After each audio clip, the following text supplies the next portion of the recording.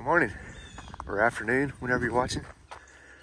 So I'm finally to the point where I'm ready to start my shop. It's gonna be a 24 by 50 shop. It's gonna have concrete floors. Block wall is gonna go up about 24 inches above the grade, and then the rest will be framed in. So the plan is I'll divide it in half here. The far side will be my workshop, and this side will be basically a garage to house my tractor and lawnmower and stuff like that. So I plan on putting an 8-foot garage door on that end, a 16-foot garage door on this end, a man door in the middle, and then when I build the wall in the center, I'll probably I don't know if I'll put a door there or leave a doorway open. I'm not sure yet. I think I need a door because the workshop will create so much dust. I don't want it to come over to the garage side of it. So the plan is, I just got the footers dug yesterday. He did an okay job. I cleaned them out with my shovel to clean it up, but you can see it's not perfectly straight. But I think overall it's fine. He started to veer off, and I'd have to get him back on track. I mean, I had lines sprayed and string line pulled and line sprayed below it. So it was marked pretty well, I think. But I think he was just trying to be fast. But I think overall he did a good job. I'm not sure about this side yet.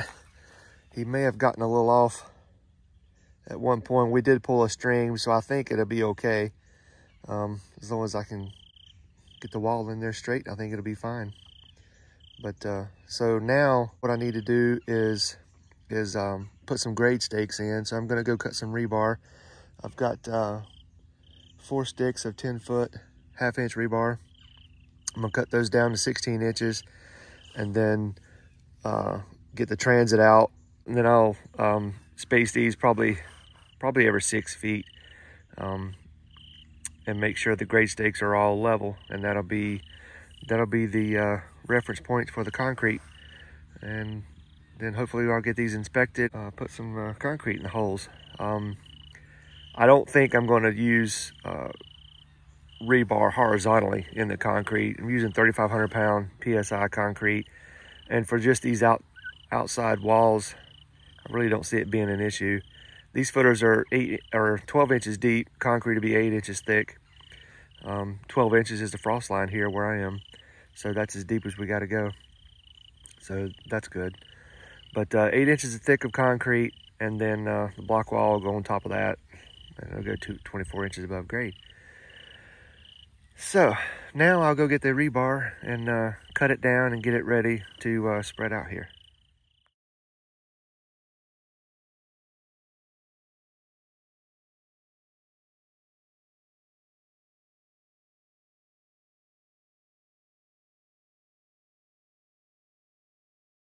All right, so now what I'm doing, it's a little windy out here, so I'm not sure what the audio is going to be like, but we're going to try it. So I've got the rebar cut 16 inches long, and I've spaced them out about every 6 feet. And I just use my level to get spacing pretty even. So now I got the transit set up.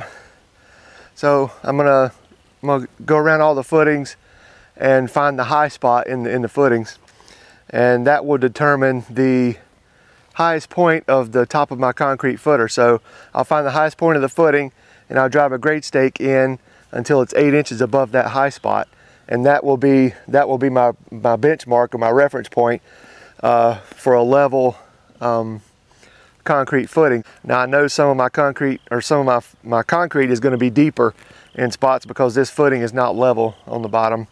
So, but that's what I got to work with. As long as I have the top level, then that's really all that matters. So now I'm going to work on that. I'm going to go around and find the high spots in the footings.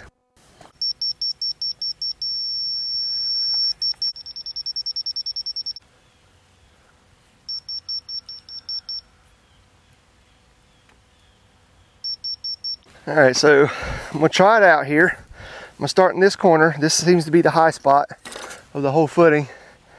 So I'm going to drive this in a little bit until I reach close to 8 inches, and I'll start using the transit. Let's go 6 feet apart. So we'll go about right here.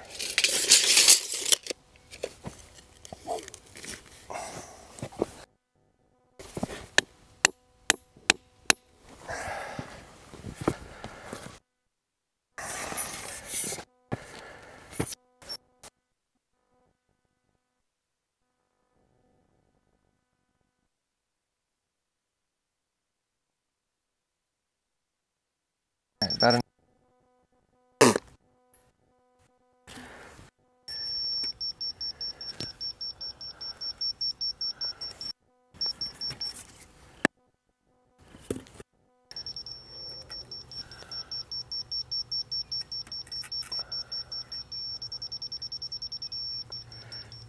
nice. 1/4 inch down.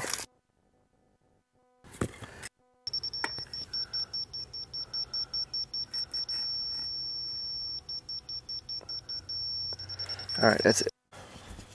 So here the concrete is going to be 12 inches thick. That's how unlevel these footings are. But I'm no expert in digging footings, so I really can't judge them. I don't know how hard it is to dig level when he didn't use a transit or anything, so it probably would have made things easier if he would have at least used it.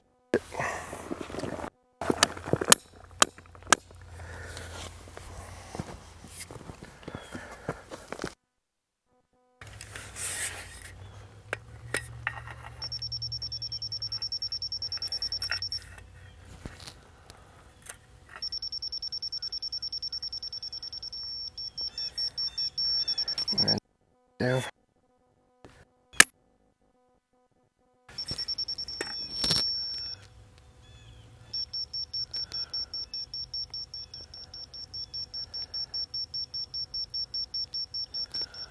What is it?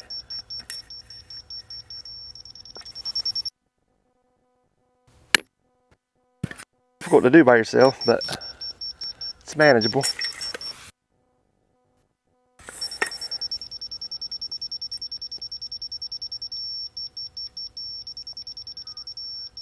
All right, that's doable.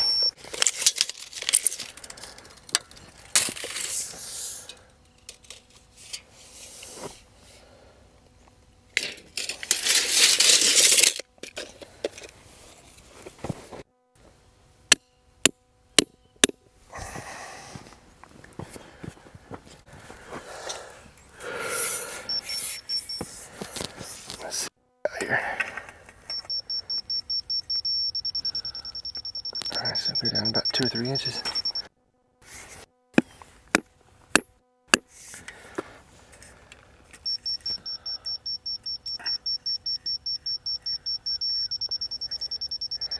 An inch and a half.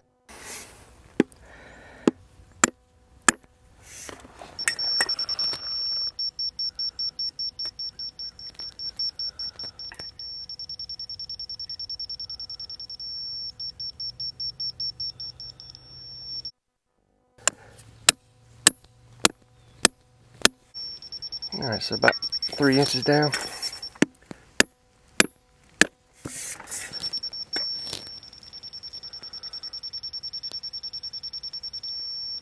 Oops. Pull that one out, start over. I went too far. It's okay.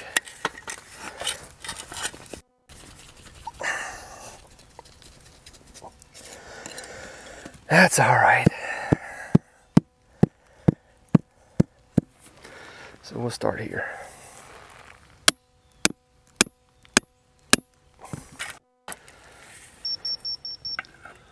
What we got? All right, about 2 inches down. A little lighter on the taps this time. What we got? A little more.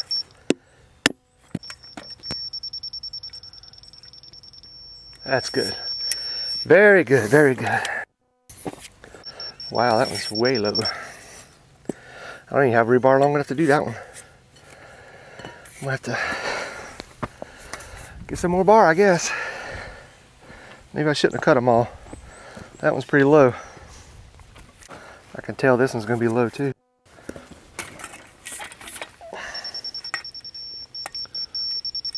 Yeah, this one's gonna be low too. All right, so I'm about to get some longer bar. This one's low. Beautiful. All right.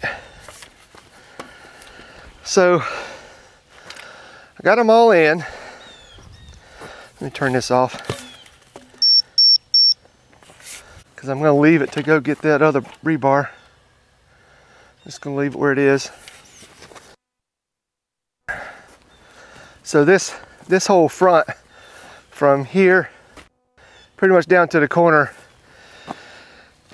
it's just a whole lot lower than it really should be. So, you know, my 16-inch rebar is not long enough to drive down in there to make the 8-inch mark, the level mark. So I'm gonna have to go get some longer rebar. I mean, the only other option would be to backfill some of this in. That's not really a good idea, because then you're not in the virgin ground anymore.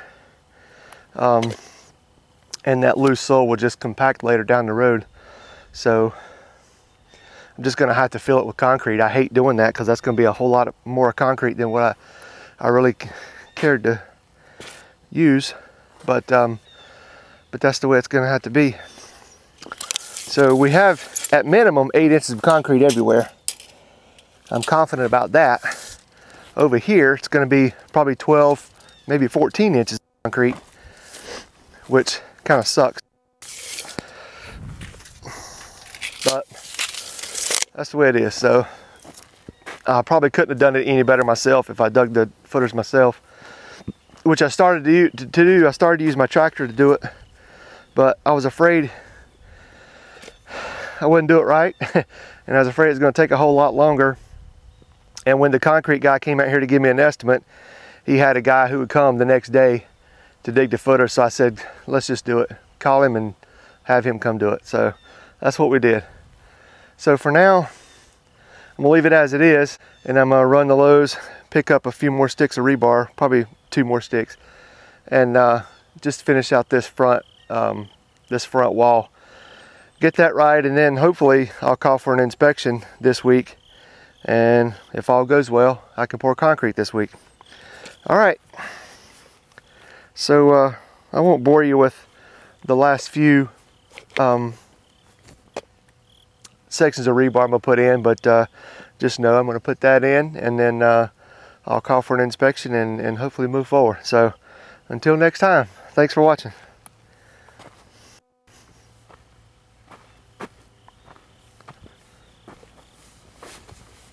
So as I was talking to you earlier, I really wasn't thinking clearly about what to do about the footing that was a little extra deep, more so than it should have been.